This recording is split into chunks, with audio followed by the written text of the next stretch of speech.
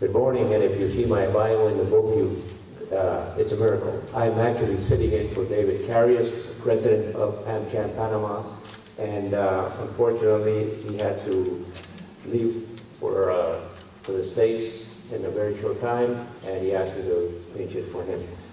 I'm going to briefly cover what AmCham is all about, and then I'll move into some information about the economy of Panama, which is probably of greater interest to you. The American Chamber of Commerce and Industry of Panama was founded 35 years ago, actually, October 31st, Halloween. Somebody had a sense of humor. But we have right now about 450 members, and they range from all the US-based multinationals to law firms to local small and medium businesses. And actually, there's no restriction as long as you're a bona fide registered company in the Republic of Panama, you are eligible to join. And our mission is to be the primary advocate, educator, and business catalyst for the bilateral commerce between the U.S. and Panama. That's our underlying base. And here, I'm not going to go through all the mission and all that, but you can see it there. But one of the things that's important here is the fact that we are members of the U.S. Chamber of Commerce, and also under the umbrella of the U.S. Chamber of Commerce, we are members of ACLA, which is the Association of American Chambers of Commerce of Latin America and the Caribbean.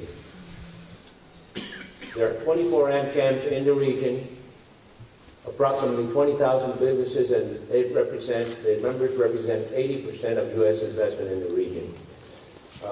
We are a network, and even though our main or fundamental base has to do with bilateral, we have this network of 24 AmChams which has made important inroads in multilateral trade, and that's a tremendous network for the business people. All of the chambers are, of course, in the region, and we also are a prime or organization that has channels open with the U.S. Embassy here. The U.S. Senior Commercial Counsel sits on our board of directors as an ex officio member, and of course we also have excellent relations with the Panamanian government. This is some of our members, and I'm sure you'll recognize some of the names there, not only U.S. companies, but you have, for instance, Scotiabank Canadian, Canon, Japanese, Copa Airlines, Panamanian, and then DHL German, Minera Panama, Canadian. But you will notice that these are some of their names, and here are a few more that are members. And how we work is through our committees. We have 13 active committees, and these committees are all, as you can see, different sectors, and they're led by the stakeholders in the different sectors, and it's all by voluntary. Our staff is a small staff of about we have 10 people on the payroll. I'm the CEO or executive director. Okay, here is our isthmus, and you can see that the area, it's about a little bit smaller than the state of South Carolina. Our population is still, it's a very small 3.8. The GDP per capita is one of the highest in the region, and of course the inflation rate that we have had is 4%. Panama, ripe for foreign investment, and I think the figures prove it. We have, in the region, in the Central America, we've been receiving the highest per capita foreign direct investment. We are basically a safe country. The political stability, we just had elections, there were no disturbances, everything went smoothly, very transparent, very calm.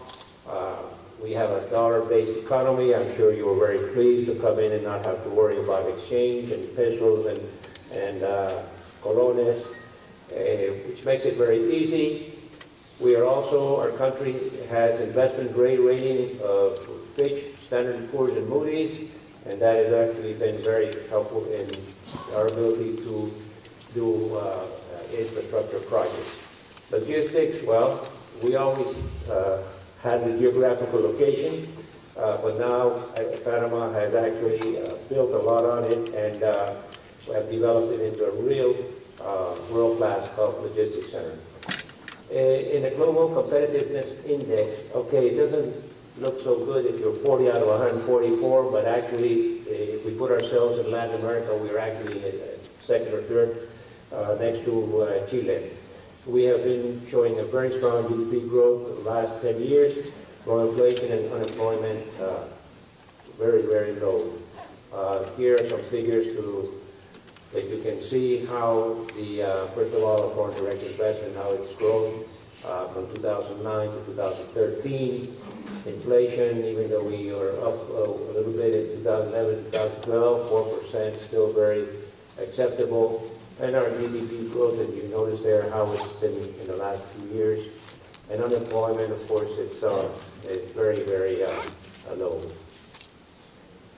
A commercial overview. We actually are about 2 years from the signing or the effective date of the trade promotion agreement with the United States. There has been a lot of inroads in trade. We still feel that there's a large potential for Panamanian products to be exported to the U.S., which is a tremendous market.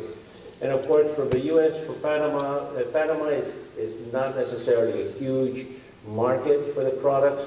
And actually, what I would say is that we are actually, rather than offer a tremendous market, we have another thing, which is a tremendous platform for the logistic part.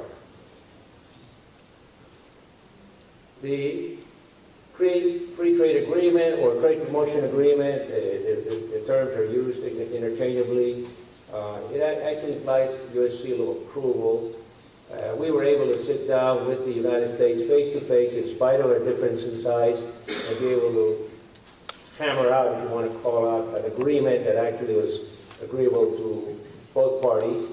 The tariffs dropped from 10 to 15% to zero, and I just want to point out an example of Caterpillar, which is one of the big beneficiary companies in the U.S. When their products now come in without paying the import duty, it makes them a lot more competitive and a better level playing field with the imports from other countries. The agricultural sector is still an exception. Our agricultural sector is very tough for them to compete with the U.S. In that respect. So there's about 20-year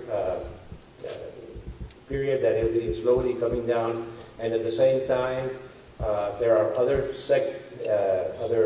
areas of the agricultural sector, such as the fertilizers and the other necessary products that you need in agriculture, and those are coming in. So our local agricultural sector is getting benefits from that. Plus, we at AmCham provide through a lot of training for the Panamanian exporters to be able to compete and market their products in the United States.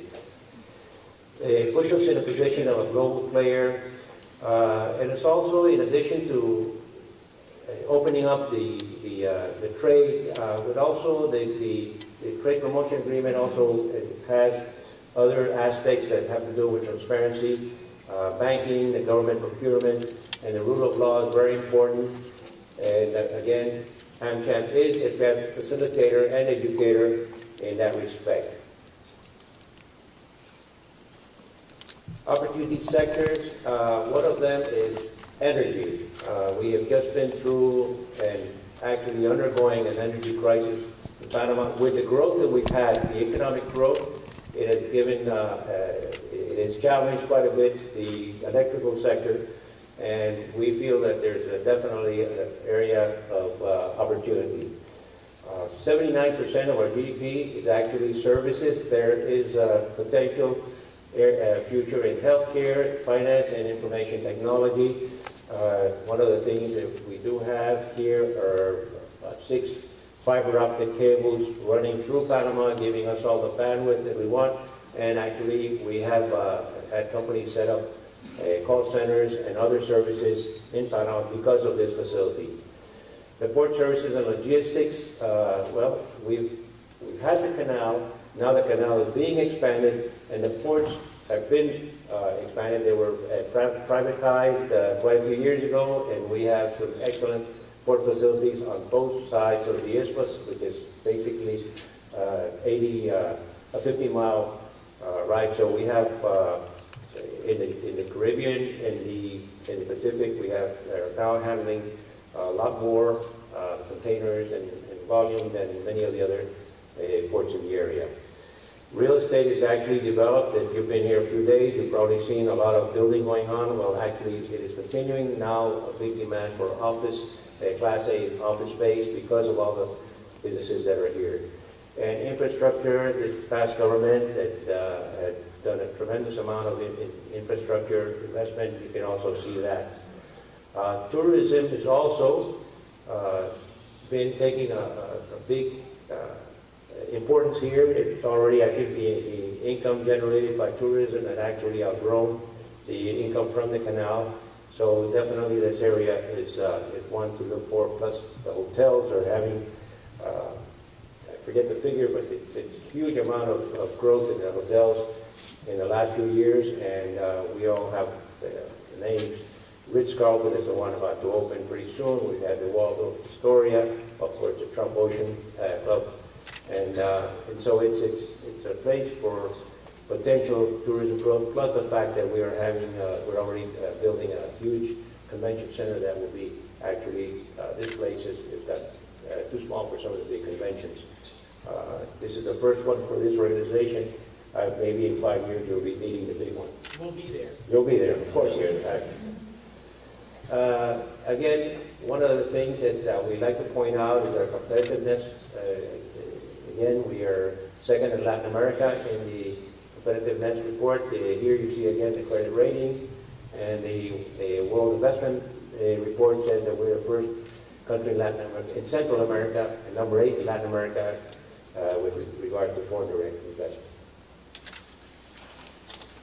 The infrastructure, again, mentioning the canal, the ports, the airports. There's a huge project going on in increasing the airport facilities. And again, here are the fiber optic cables. The highway system. Right now, we have the Pacific area, or the Pacific coastline. It has the Inter-American Highway, but there's still potential for all of the northern part with the Caribbean to connect the cities in that on the Atlantic. The subway, about 3 months ago, Panama has inaugurated its first subway. Now, one of the things that if we look at Panama, the country or the city of Panama was actually the growth was truncated by a canal. And so actually we have a linear city. So really this is where you can see it making a lot of sense to the subway, because it connects the outgoing parts, and of course traffic. If you've been in traffic, it's a problem. So the subway system, which is only one line has been open, there are 2 more that will go into effect eventually. Urban planning, and then of course again untapped resources, energy, again mentioning that, but mining is another one that hasn't come online fully yet. The Canadian company has an investment of about $6 billion in a copper mine that hasn't even begun to tap the copper. They've been working now about 4 or 5 years or 6 years, and they have not started exporting. But all the infrastructure going into that, there's been a lot of investment in that area. Again, you see some of the infrastructure projects, and again, you see the northern coast of Panama, which is not connected at all, and that's one of the things that eventually could be a major infrastructure. And that's it. Thank you, and I hope that you'll be able to share everything.